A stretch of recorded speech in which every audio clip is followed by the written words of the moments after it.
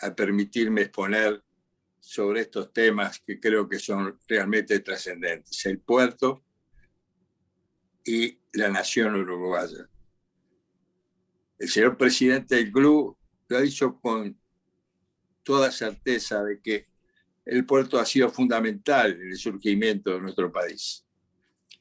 El profesor Fernández Saldaña, un distinguido historiador, en un libro publicado por la Administración de Puertos hace 70 años, dijo que del mismo modo que se puede afirmar que Egipto es hijo del Nilo, podemos decir que nuestro país es hijo del puerto de Montevideo.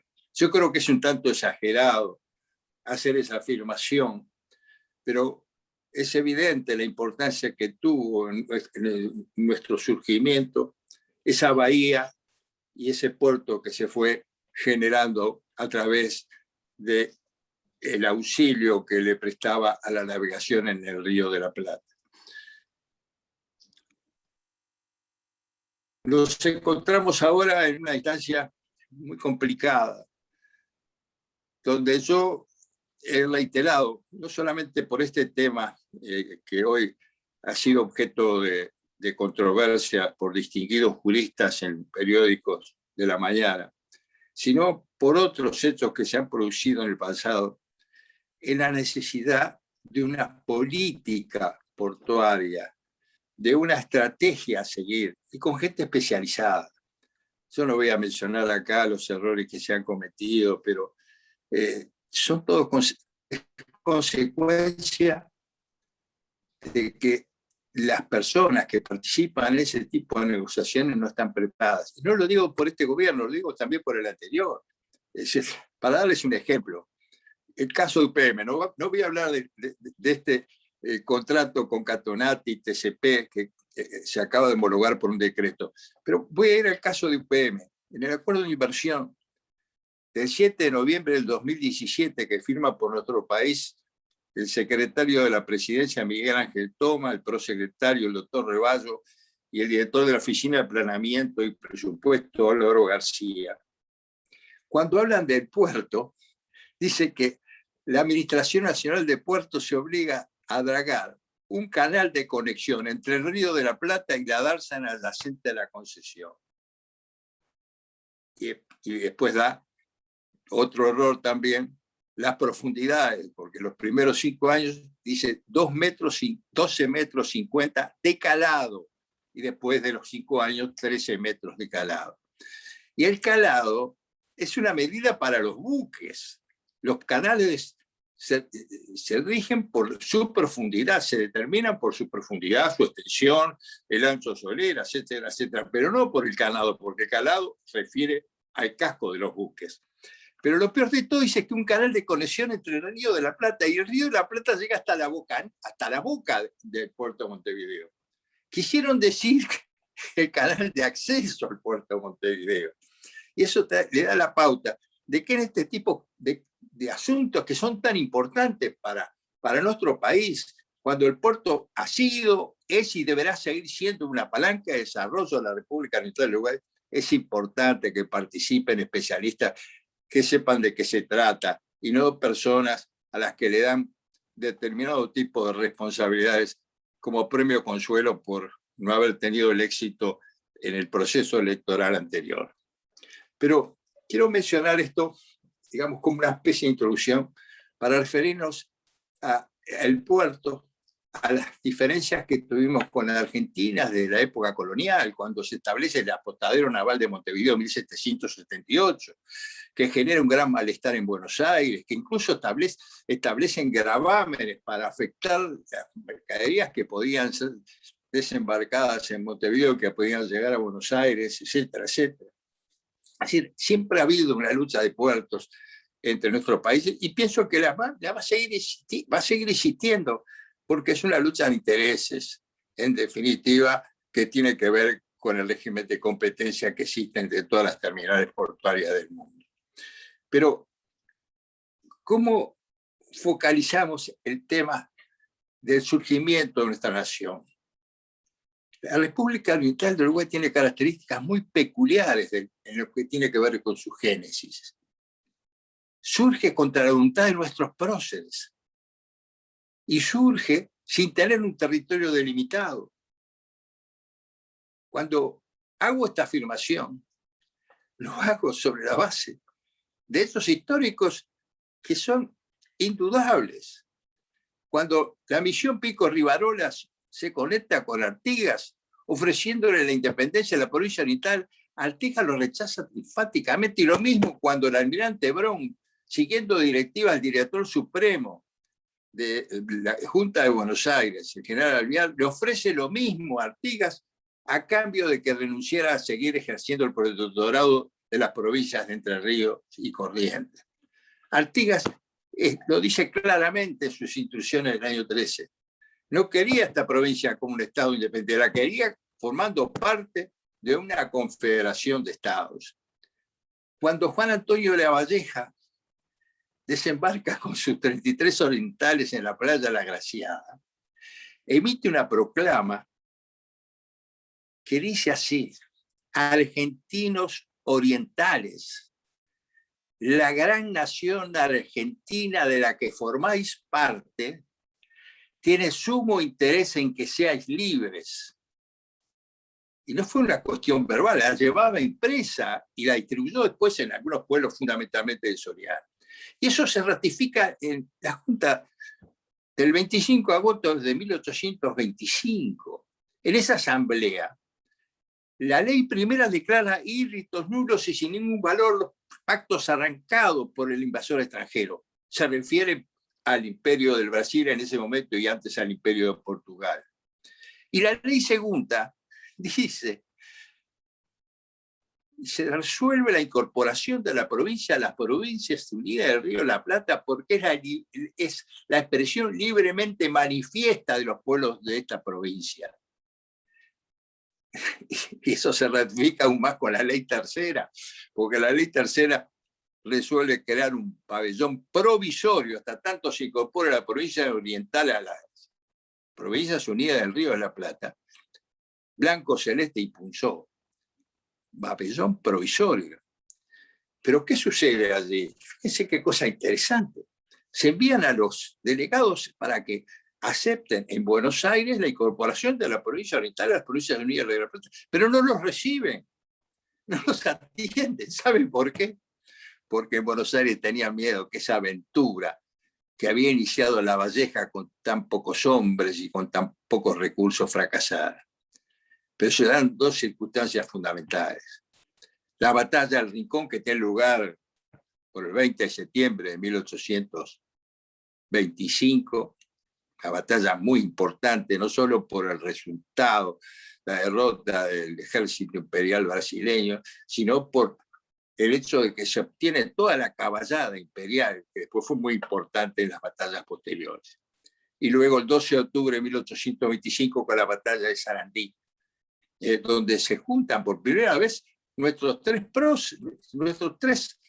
lugartenientes de Artigas: La Valleja, Oribe y, por supuesto, también el general Rivera.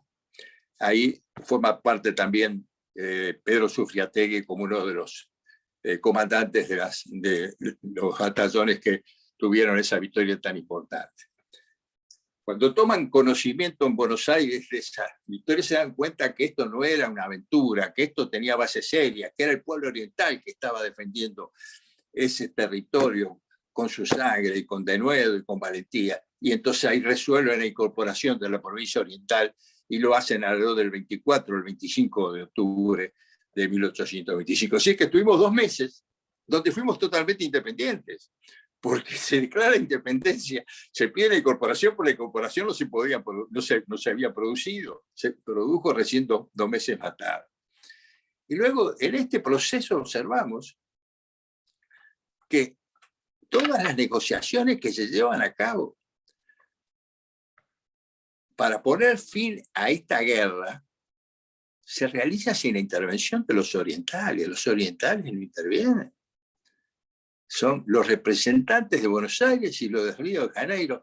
y entre bambalinas Lord Ponsonby, siguiendo instrucciones del primer ministro británico Lord Canning. Pero vamos a aclarar, cuando se dice que el Uruguay surgió por presión del Imperio Británico, se está diciendo algo completamente erróneo. El Reino Unido lo que hizo fue mediar frente a una situación muy difícil que vivían ambos países, que se encontraban muy desgastados por la guerra y por problemas económicos. Hizo una mediación, y en esa mediación, lógicamente, logró tener uno de los objetivos que le interesaba particularmente, que era la libertad de navegación para poder ingresar con sus buques a colocar los productos británicos en nuestras tierras. Lo cierto es que, para darles una idea de lo que pasó, yo creo que es muy importante leerles la respuesta que da Juan Antonio de Lavalleja cuando le comunican que se ha declarado la independencia de del Estado Oriental. Todavía no era República Oriental del Uruguay. En una nota donde acusa recibo el 1 de octubre de 1828 de la comunicación de la Convención Preliminar de Paz, Lavalleja responde: si la guerra no ha podido terminarse, sino desligando a la banda oriental de la República Argentina, constituyéndola en un Estado independiente, ella sabrá dirigirse al destino que se le prepara, sin olvidar los sagrados lazos con que la naturaleza la ha identificado a las provincias hermanas, ni podrá desconocer jamás los nobles y grandes sacrificios que han prodigado para libertarla de la dominación extranjera hasta constituirla en un Estado independiente. Parece de total claridad que Lavalleja lo toma como un tributo, un gravamen que hubo que pagar para terminar la guerra de Estado de independencia. Y esto nos lleva a determinar cómo surge esa independencia. Se ha declarado la independencia. La Convención Preliminar de Paz genera un Estado independiente a la luz del derecho internacional. Pero ese Estado independiente no tenía delimitado su territorio. Y aquí que poco tiempo después, cuando se trata de implementar la Convención Preliminar de Paz, los negociadores de Río de Janeiro y de Brasil se encuentran con el general Rivera, enarbolando no la bandera de Artigas, ni la bandera de los 33 orientales, ni la bandera provisoria del 25 de agosto de 1825, enarbolando la bandera de Belgrano, la bandera argentina. Lleva una campaña militar contra el Imperio del Brasil que le permite conquistar no solamente las Misiones, sino gran parte de Rio Grande do Sul. Es una verdadera campaña fantástica, de enorme éxito, y obviamente constituyó un factor que incidió de manera decisiva en la aceptación por parte del Imperio del Brasil a las condiciones que se implementaron en la Convención Preliminar de Paz. Y a Rivera le dicen desde Buenos Aires: usted tiene que bajar con su ejército hasta el Arapey. Y Rivera dice que no va a aceptar. Se rebela contra las órdenes que le dan del Poder Supremo de Buenos Aires. Y allí comienzan negociaciones. Él está asentado en el Ibicuí en ese momento, y al final logra un acuerdo, el acuerdo Irere-Ambá, creo que de octubre de 1828, por virtud del cual se asienta en la ribera izquierda del río Cuarén. Un historiador brasileño, Calógeras, dice que si Rivera hubiese aceptado lo dispuesto por el Directorio de Buenos Aires, la República Oriental del Uruguay no hubiese dispuesto nunca de más territorio al norte del río Arapey. Es decir, que con toda justicia, en realidad, que el departamento que tendría que llamarse Rivera es el departamento de Artigas con parte de Salto. Esto da la pauta de qué manera tan particular va surgiendo la determinación del territorio. Cuando hablamos de un territorio, estamos hablando de un factor fundamental, un elemento esencial de un Estado. Dice León Digui que un Estado se caracteriza por su población, por su territorio y el poder estático. Y todavía el territorio no está definido porque la Convención Preliminar de Paz no indicó cuál era el territorio donde se iba a sentar ese Estado que estaba surgiendo. ¿Cuál era el ámbito espacial de validez de la norma jurídica, como dice Hans Kelsen? Eso no estaba establecido. Y eso se va produciendo lentamente, con los tratados de Lamas del 12 de octubre de 1851, tratados lamentables que en cierta medida fueron rectificados por los acuerdos con el Barón de Río Branco en 1909. El Tratado de Límites en el río Uruguay del 7 de abril de 1961, firmado por el teniente de navío Homero Martínez Montero y el canciller Diógenes Taboada de la Argentina, y el Tratado del Río de la Plata y su frente marítimo, donde el que habla tuvo una muy modesta participación. Esos fueron los elementos fundamentales que fueron generando la determinación de la extensión del territorio nacional. Pero desde el punto de vista sociológico, ¿cuál era la situación? Cuando se declara la independencia, nuestro país tenía una población de 70.000 personas, nada más que 70.000 personas, cabían todas en el Estadio Centenario. Era un país que no tenía industria de ningún tipo, la exportación del cebo, el corambre, tasajo, elementos absolutamente primitivos. La cultura estaba limitada a una, diríamos, 5 o 6 docenas de personas en Montevideo. Los dos únicos edificios de ladrillo que existían era el Cabildo y la Catedral. Todos los demás eran ranchos de paja, de adobe, de barro. Ese era el panorama de nuestro país.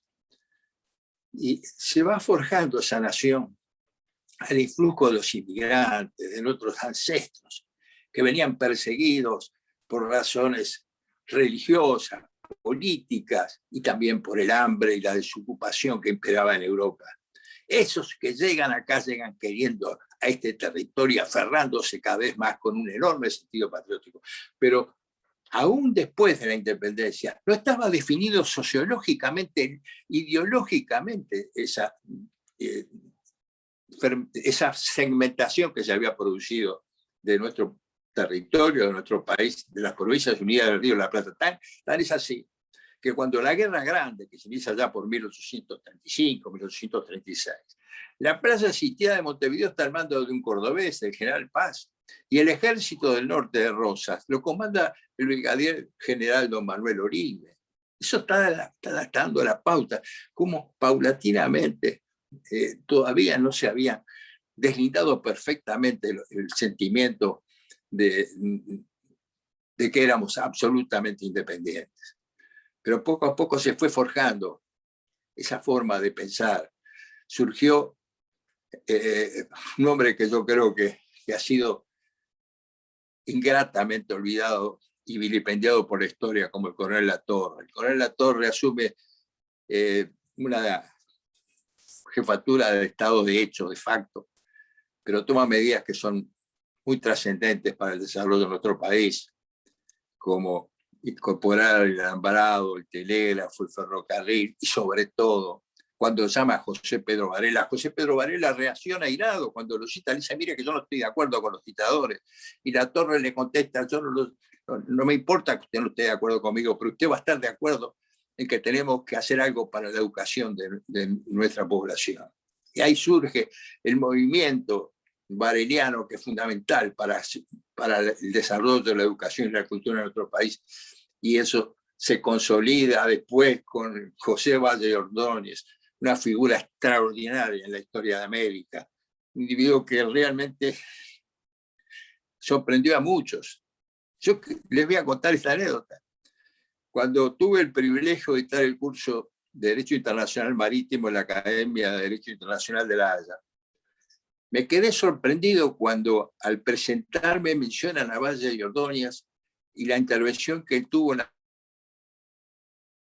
para la paz de La Haya del año 1907, donde estableció un sistema de arbitraje obligatorio para la resolución de controversias que se considera un antecedente necesario del sistema organizado de la comunidad internacional. Si uno habla de la Sociedad de las Naciones o habla de la Organización de las Naciones Unidas y busca los antecedentes, va a encontrar aquel planteo que hizo José Vallardones en aquel momento. Y así va surgiendo este país al influjo de grandes intelectuales, de grandes maestros, de un José Enrique Rodó, de un Carlos Rereira, de una Reina de Cid, de una Juana de Ibargurú, de un Emilio Frugoni.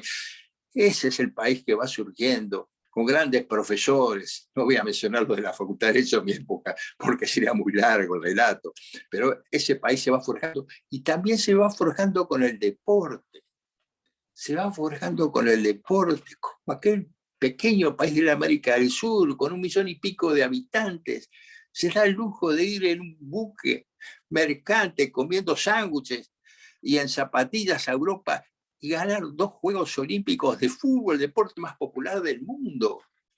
Y ese país luego construye en 9 meses el Estadio Centenario y sale campeón del mundo nuevamente. Y en 1950, en un estadio con 200.000 fanáticos brasileños, con todo en contra, al influjo de ese negro maravilloso que fue Obdulio Varela y que dijo, los de afuera son de palo y estos japoneses no lo van a ganar, y Uruguay fue campeón del mundo. Todo eso fue formando un sentimiento de patria, de nación, de orgullo, el respeto a las libertades individuales que debemos seguir defendiendo a ultranza. ¿Eso significa que debemos estar separados de la Argentina? ¿Que tenemos que combatir con la Argentina? No, tenemos que cumplir con el mandato que Juan Antonio Lavalleja indicó al contestar la comunicación donde se le mencionaba que el Uruguay iba a ser un Estado independiente. Debemos recordar lo que decía Roque Sáenz Peña de que somos una misma familia asentada sobre 2 soberanías. Usted me dice, ¿somos iguales? No. Somos muy parecidos. No hay nada más parecido a un argentino que un uruguayo. Pero tenemos algo distinto. Y eso lo dice Jorge Luis Borges en su Milonga para los Orientales, cuando dice el sabor del oriental con esta palabra pinto. Es el sabor de lo que es igual y un poco distinto. Como los tientos de un lazo se entreveran nuestra historia. Esa historia de a caballo con sabor a sangre y gloria.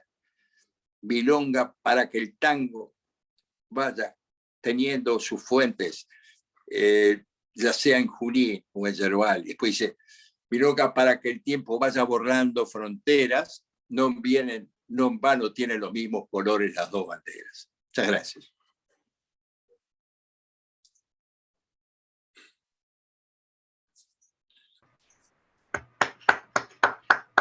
Bueno, excelente presentación, emocionante, porque a todos nos ha hecho recordar lo que de alguna manera comenzamos a aprender en nuestras escuelas, refrendamos en el liceo y después en nuestras vidas profesionales o de empresa fuimos sintiendo. Yo lo que sugeriría es, entre nuestros participantes, algún tipo de, o alguna pregunta más referida a algún aspecto puntual de lo que estamos teniendo ahora. A mí me gustaría, si me permiten, abusando mi condición de tener la palabra como presidente del club, preguntar sobre cuáles son las implicancias sobre el dragado del puerto de Montevideo entre 13 y 14 metros. ¿Cuáles son las razones por las cuales ese tipo de actividades que aparentemente estarían dentro de nuestra jurisdicción necesitan de la aprobación del gobierno argentino? El Tratado del Río de la Plata establece un criterio de límites múltiples. En ese escenario se han acordado dos franjas de jurisdicción exclusiva e excluyente de 7 millas, desde Punta del Este a Colonia y de Colonia al paralelo Punta Gorda, que es donde se inicia el Río de la Plata, de 2 millas. Del lado argentino es lo mismo, de 7 millas de Punta Rasa, del Cabo San Antonio, hasta Ensenada, que es antes de Buenos Aires, y de Ensenada hasta el paralelo Punta Gorda de 2 millas. Dentro de esa franja de jurisdicción exclusiva, los dos países aplican su soberanía en forma total y absoluta. Pero cuando se trata de realizar obras que salen de esa franja de jurisdicción exclusiva, como es un canal, el artículo 17 del Tratado del Río de la Plata establece, dice, la parte que proyecta la construcción de un canal o la modificación significativa de uno ya existente, deberá presentarlo ante la Comisión Administradora del Río de la Plata, la cual deberá expedirse sumariamente en un plazo de 30 días si ese proyecto puede causar perjuicio sensible al régimen de río o a la navegación. Conforme a eso, nuestro país, en el año 2013, noviembre del año 2013, la delegación que presidía el embajador Gonzalo Conque, presenta un proyecto para dragar el canal de acceso al puerto de Montevideo a 14 metros de profundidad. Pero no adjuntó elementos técnicos de ningún tipo. Cuando uno hace una presentación de esta naturaleza, tiene que adjuntar el trazado, la carta náutica, los estudios de impacto ambiental, las características del canal, el ancho de solera, la inclinación de los taludes. El trazado es fundamental. Simplemente se presenta esa solicitud. La Argentina, obviamente, formó la reserva, porque no podía expedirse tan solo con una solicitud de ese tipo. Y en enero del 2014, el embajador Álvarez Goyoaga presenta toda la documentación, la carta náutica correspondiente para un dragado a 13 metros a partir del kilómetro 42.400 del canal de acceso al puerto de Montevideo. A 13 metros de profundidad. Todo el proceso que se inicia a partir de ese momento, con distintos planteos de parte de la República Argentina, está referido a 13 metros de profundidad.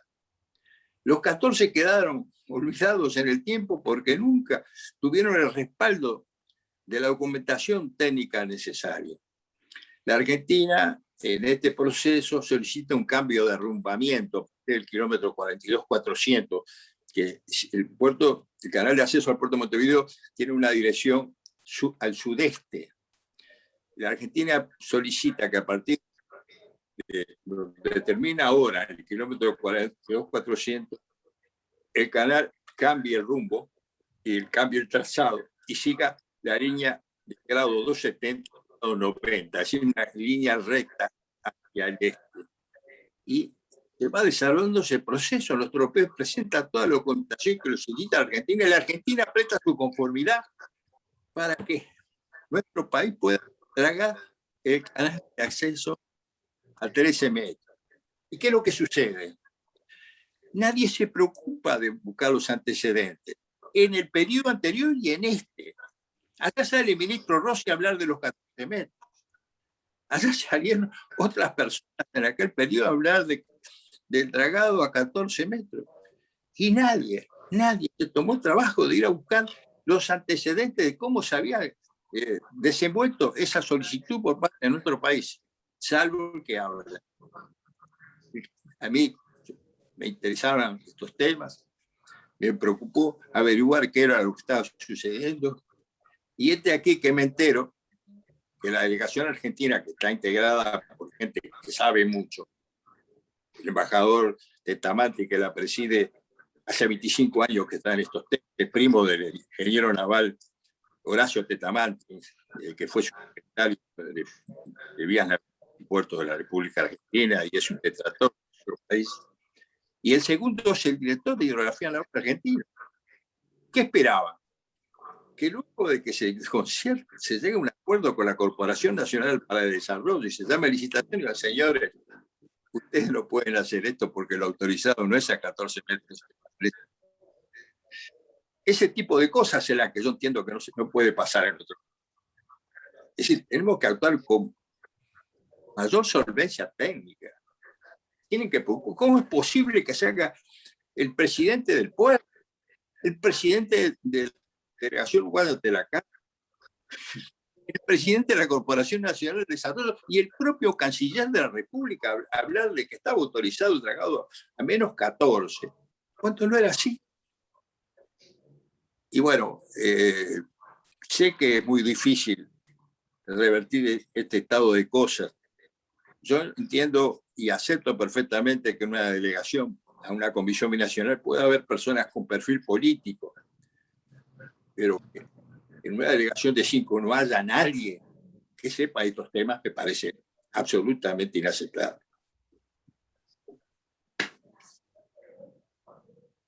Le agradezco muchísimo la sinceridad de la respuesta. Está obviamente alineada con lo que usted como profesional y delegado de nuestro país ha mostrado en esta materia cuando le tocó participar. Es una lástima, concuerdo con usted que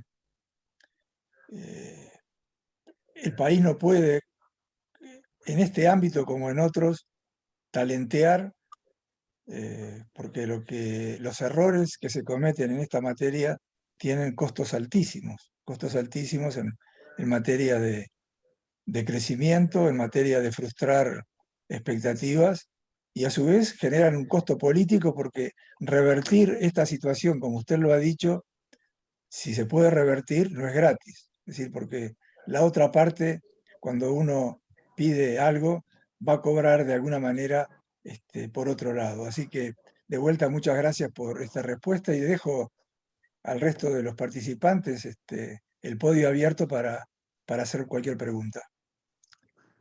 Presidente, ¿puedo hacer una pregunta? Sí, como no, adelante. Doctor, lo felicito por su cruzada en favor del derecho en los ambientes marítimos. Yo soy uno de los lectores que usted tiene en el diario El País y ahí me informo de toda esta problemática de la Comisión del Río de la Plata, etc. Pero mi pregunta viene por otro lado. ¿Cuál es el fundamento jurídico para que la empresa Montecón esté instalada en el puerto de Montevideo, que hay una permanente puja entre Montecón y Catuén Natí? Yo bien no entiendo cuál es la posición de Montecón, si tiene fundamento o no tiene fundamento. No sé si usted nos puede aclarar algo eso. Yo, obviamente, el tema lo he estudiado. Me han ofrecido una consulta muy bien remunerada por una de las empresas vinculadas a esta temática, y por esas circunstancias, como he rechazado el ofrecimiento para mantener mi imparcialidad y mi objetividad, preferiría no dar una respuesta sobre este tema. Sí puedo afirmar con absoluta certeza de que lo que yo indicaba con respecto al tema del canal de acceso al puerto de Montevideo se ha dado también en este acuerdo, con errores de carácter operativo y con errores de carácter jurídico. Para darles una idea, por ejemplo, no voy a entrar a analizar la oportunidad o conveniencia de este proyecto, pero para darles una idea, el reglamento de atraques es fundamental en la operativa de un puerto. Saber dónde va a atracar el buque que llega al puerto, cómo va a operar, eso está establecido en el reglamento de atraques. Y ese reglamento de atraques necesariamente tiene que ser susceptible de modificarse rápidamente, porque puede haber una colisión en la entrada del puerto, o una operación de dragado, o cualquier otra circunstancia que indica la necesidad de modificar el reglamento para superar esa situación coyuntural que se ha producido. ¿Y qué se hizo? Se incorpora el reglamento de atraques al contrato con TCP, con Catunati. Quiere decir que hasta el año 2081 no se puede modificar. Yo creo a ciencia cierta que eso obviamente no es razonable. Y esto es todo consecuencia de no atender a las opiniones de técnicos de prestigio que hubiesen buscado una solución de otro tipo para este tipo de situaciones. Hay otros casos, pero yo insisto en la necesidad de que exista una planificación portuaria, que actúen los técnicos y no que se redacten documentos como los que yo mencionaba, el acuerdo de inversión con UPM, que hablaba del canal de conexión entre el Río de la Plata y la Darza en la adyacente de la concesión. Tenemos que evitar ese tipo de situaciones.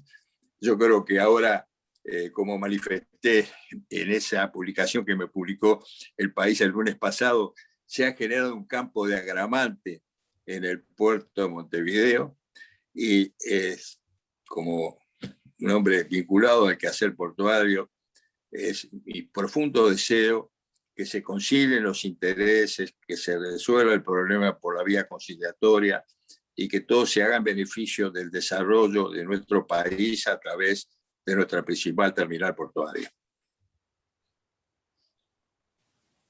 Muchas gracias. Jorge Hualquián, vos tenías la mano levantada, ¿querés decir algo?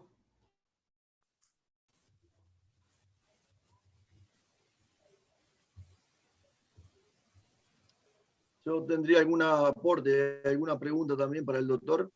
No sé si puedo intervenir. Sí, adelante, adelante. Hola, ¿sí? Bueno, evidentemente ¿Quién es? del doctor González Lapeire ya estamos acostumbrados. Soy el capitán de navío Ítalo Sorrenti. Bueno, buen día para todos los que no los hemos...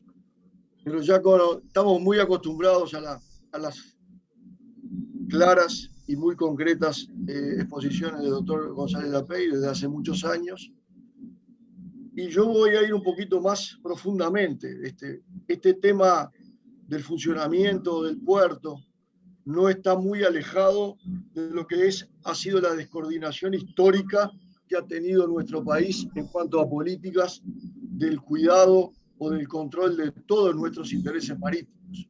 Eso ha sido una lucha, por lo menos en lo personal, en todos los foros que he podido participar, de remarcarlo.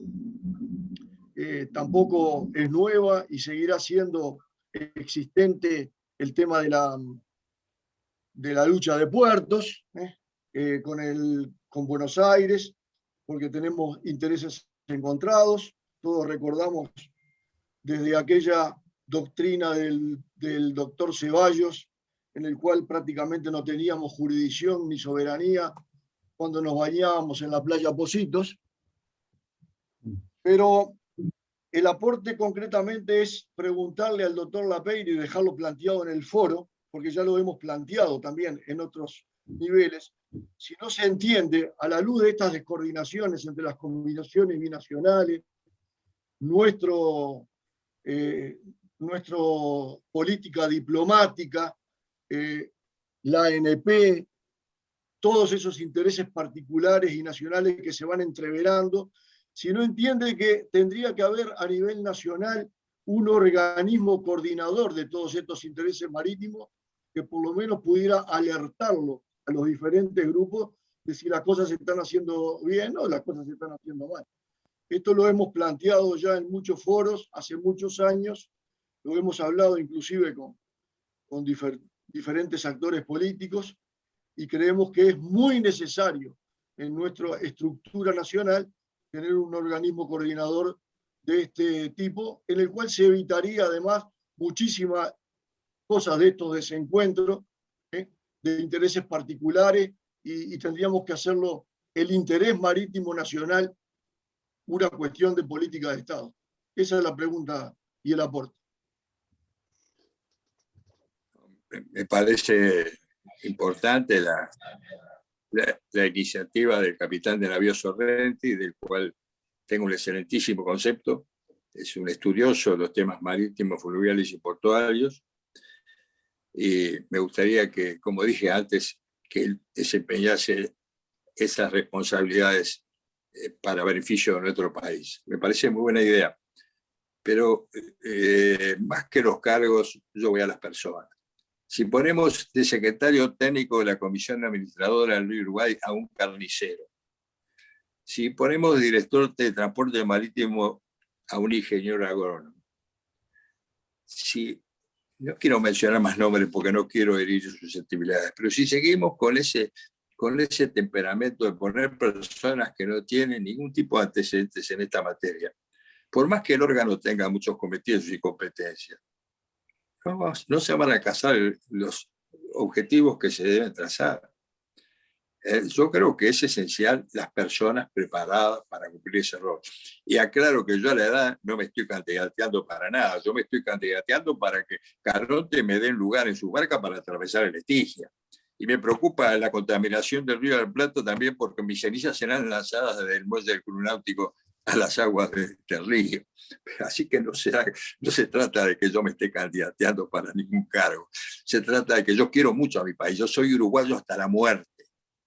Y por eso, como quiero a mi país, me duelen los errores que se cometieron antes. Y no quiero que este gobierno al que yo voté vuelva a cometer errores de ese mismo tipo, como el puerto Aguas Profundas, como la regasificadora Gas Sayago, y vamos a terminar ahí la mención de los errores del pasado para pensar en que no se cometan los errores en el presente.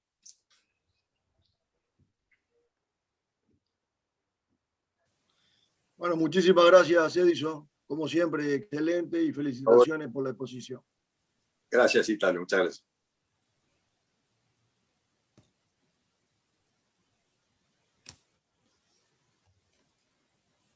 Sí, adelante, Jorge. Pablo.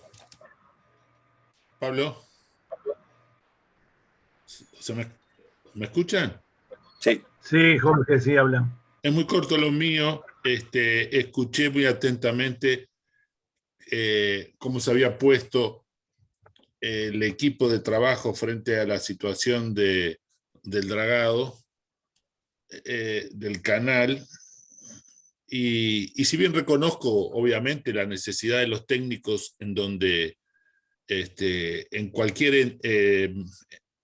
cualquier acción que ocurra de parte de un país, en definitiva, atrás, y en este caso lo digo con propiedad, hay una acción, hay políticos principalmente porque es exclusivamente una reacción del gobierno argentino, concretamente Alberto Fernández, producto de desacuerdos que se hicieron en la única reunión que hubo en Anchorena. O sea, no podemos descartar la presencia política porque esto fue un acto en el fondo exclusivamente político. Aunque evidentemente no haya trascendido porque no le conviene a la Argentina y no le interesa a la calle que se divulgue hasta este momento, hay motivos políticos atrás. No seamos tan ingenuos que esto sea exclusivamente técnico. Solamente quería hacer este aporte. Esto no es una cuestión técnica, a ver si ese metro cómo lo jugamos de una manera u otra. Atrás hay otros pedidos no resueltos. Muchas gracias. ¿Puedo intervenir? Adelante, ¿Puedo Dante. intervenir? Sí, Dante, dale. Gracias. Profesor, nos conocemos hace más de 30 años, más de 40 años. Yo hasta intervine en las clases suyas. Integraba la Cátedra de Derecho Internacional Público y fui director de la revista Derecho Internacional Público. Siempre lo admiré. Pero en este caso estoy en desacuerdo con Jorge, porque si le damos pie desde el punto de vista jurídico y cometemos esos gruesos errores de percepción, y hasta el canciller se equivoca, nuestro canciller se equivoca en forma grosera, indudablemente el tema político no va a funcionar, porque le estamos dando pie para decir que no con toda la razón al gobierno argentino. Así fue como lo manifestó en esta espléndida conferencia el doctor Edison González de la Peire. Si no hubiéramos a dos pies, habría una diferencia jurídica, política. Pero acá tienen la razón jurídica también.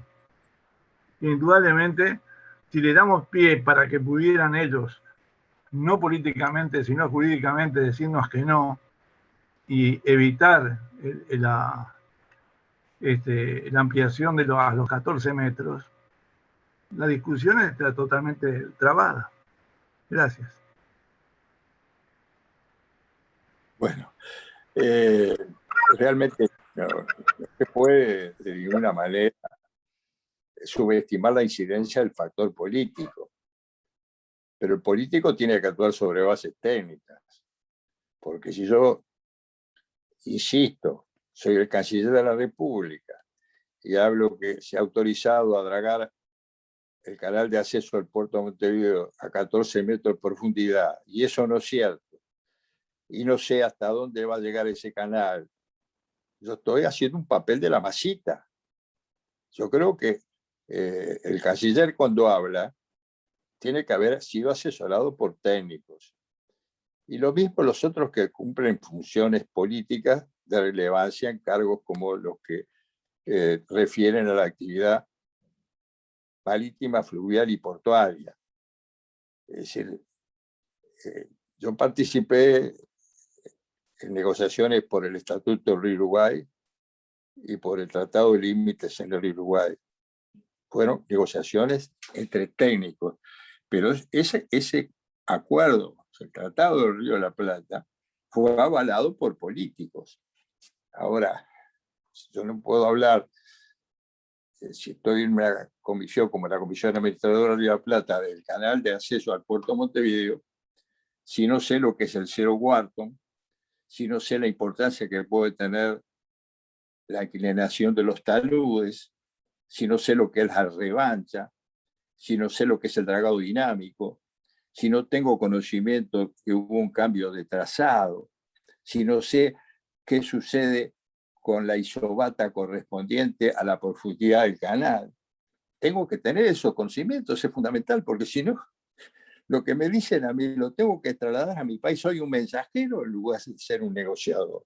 Alguien tiene que existir. Por eso que la delegación argentina tiene un gran apoyo en Cancillería, con gente capacitada que le suministra información y que planifica una estrategia, y tiene al director de hidrografía naval en la delegación.